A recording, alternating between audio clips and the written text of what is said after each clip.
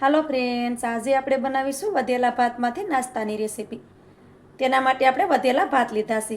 ભાતને આપણે મોટા વાસણમાં નાખી દઈશું. હવે તેમાં આપણે અડધો વાટકો ભરી અને ઘઉંનો રોટલીનો લોટ નાખી દઈશું. થોડાક આપણે લીલા મરચાંના ટુકડા નાખી દઈશું. થોડાક આપણે લીલા ધાણા નાખી દઈશું. થોડાક આપણે અજમા નાખી દઈશું. 2 ચમચી ભરીને આપણે શેણાનો લોટ નાખી દઈએ. થોડાક આપણે ચીલી ફ્લેક્સ નાખી દઈએ. 2 ચમચી ભરીને આપણે હળદર નાખી દઈએ. 1 ચપટી જેટલી આપણે હિંગ નાખી દઈશું. થોડોક આપણે લાલ મરચાંનો પાવડર નાખી દઈશું. સ્વાદ પ્રમાણે મીઠું નાખી દઈએ. થોડોક આપણે ધાણા જીરું પાવડર નાખી દઈએ.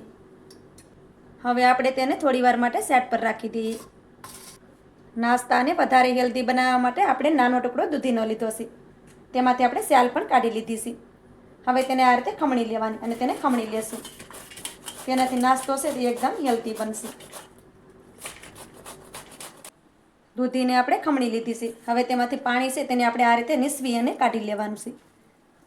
આ રીતે નીસોડી અને પાણી છે તેને આપણે કાઢી લેશું. હવે દૂધીને આપણે લોટ ભેગી નાખી દેવાની છે. તો આ રીતે નીસોડી અને પાણીને કાઢી નાખવાનું. તો આ રીતે બધી દૂધીને આપણે લોટ ભેગી નાખી દીધી છે.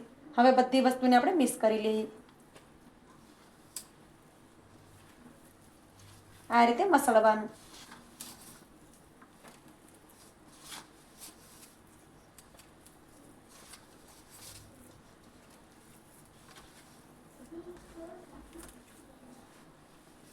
આ લોટ છે એ થોડોક ઢીલો જ રહેશે, કેમ કે આપણે તેમાં દૂધી અને વધેલા ભાત નાખ્યા છે.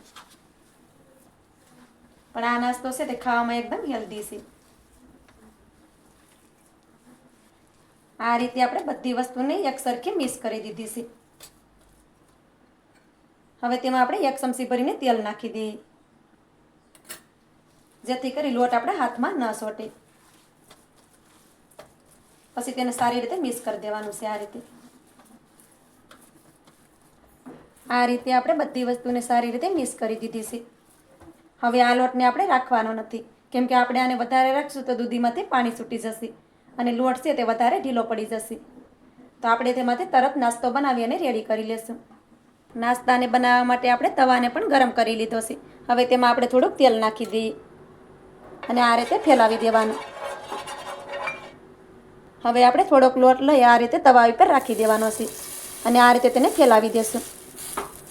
લોટ હાથમાં ચોંટે તો હાથમાં તમારે તેલ લગાડી દેવાનું અને આ રીતે નાસ્તાને ફેલાવવાનું. આ રીતે થોડું થોડું તેલ લગાડતું જવાનું.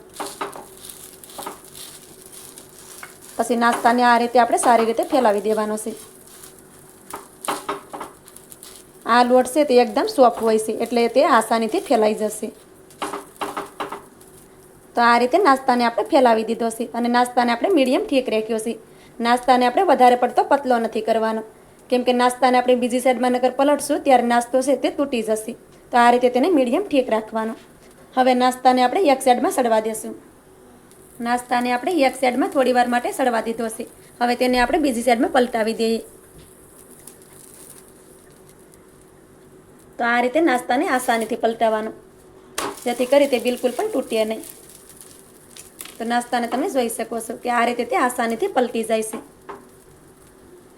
હવે આપણે તેની કિનારોએ તેલ નાખી દઈશું. તો આ રીતે થોડુંક તેલ નાખી દેવાનું છે.